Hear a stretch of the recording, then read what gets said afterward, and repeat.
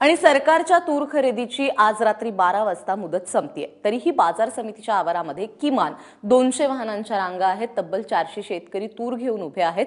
शेवटचा दिवस साधण्यासाठी भल्या पहाटे शेतकरी बाजार समितीच्या आवारात आलेले आहेत। मृगाच्या तोंडावरती पाऊस पडला तर पेरणीसाठी पैसे हवेत आणि त्यासाठी सगळी घाई गडबड सुरू आहे। सध्याची परिस्थिती पाहता फडणवीसांनी आणखी 20 दिवस तरी मुदतवाढ देण्याची गरज व्यक्त केली जाते।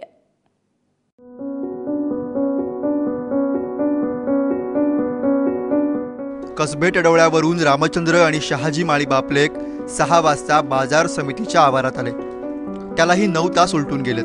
माळी पितापुत्राच्या 47 कट्टे तुरीचं आजही वजन होण्याची शक्यता दिसत नाहीये।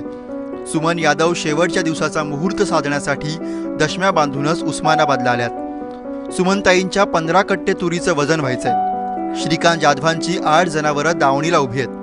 शेवटच्या दिवशी ही तूर विकली नाही तर श्रीकांत जाधव पेट्रोल टाकून तूर फुकून देण्याच्या बेतात आहेत। इथं सकाळी 6 वाजल्यापासून बसून पोथ्यावर झोपला येऊन सकाळी झोपलं तरी इथं मापाचा पत्ता नाही। माप जर नाही तर करायचं काय? आणि तुरीला भाव नाही, तिकडे गेलं भाव नाही, इथं आलं माप नाही। काल तूर घेऊन आलो, इथं नंबर आला नाही म्हणून तरी माघारी वाटलवलं, पण आता आज आलोय, सकाळी दिवस निघाला। जनावर रानात आहेत, गाय यायला झाली आमची, जशी आता गडी नाही, कोण नाही, समजी शेती माझी एकट्याचीवर आहे।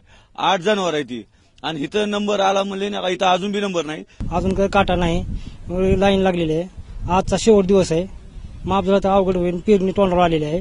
जर समजा आता इथनं तर ही आता लास्ट दिवस आहे, ह्या लास्ट दिवसात आज जर नाही विकली तूर तरी परिस्थिती काय नातीचं लग्न आहे माझ्या, पेरणी तोंडावर आली, आता ह्या शेतकऱ्यानं काय करावं? तुरीचं वजन रेंगाळलेलं असताना तिकडे केरळात पावसानं वेळेआधी वर्दी लावली आहे। महाराष्ट्रातही मान्सून मृग नक्षत्रात बरसेल अशी आशा आहे। पेरणीच्या बी बियाण्यांसाठी हातात पैका हवाय। तूर विकूनच पैसे आले असते, पण शेवटच्या दिवशीही किमान 150 वाहनं, 400 शेतकरी बाजार समितीच्या आवारात उभी आहेत। 40,000 क्विंटल तुरीचं वजन बाकी आहे। 2-2, 4-4 कुठं 25-30 गट्टे घेऊन यायचे आणि 2-2 दिवस उभा राहायचं, चहा नको, पाणी नको, ती गाड्याला भाडा एकतर कमी, आणि पुन्हा त्याच्या 2-2 दिवस त्या शेतकऱ्याला बी आम्हाला काय बोलता येणार, काय बोलावं त्यांना? त्यांची गाडीच खाली होणार तर ते बोलणार तरी काय आम्ही? जिथं कुठं माप चालू होत आहेत तिथं हमाल कमी आहेत, तिथं बारदाना नाही, त्या बारदाण्यावर शिक्का मारलेला नाही।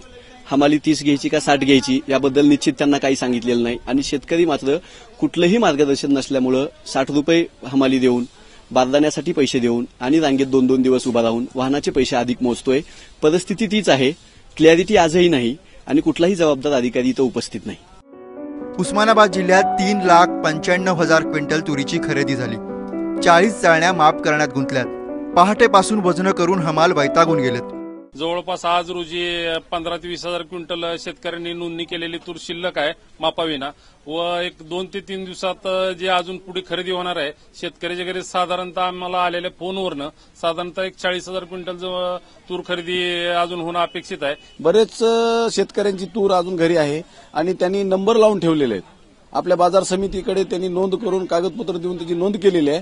अशा शेतकऱ्यांची बऱ्याच जणांची अजून कॉल न गेल्यामुळं तूर घरी शिल्लक भरपूर आहे। आमचे काय 60-70 आम्हाला आहेत, ते काम उरकायला पाहिजे, काम उरकत नाही, एक दिवसात एवढं काम होणार नाही।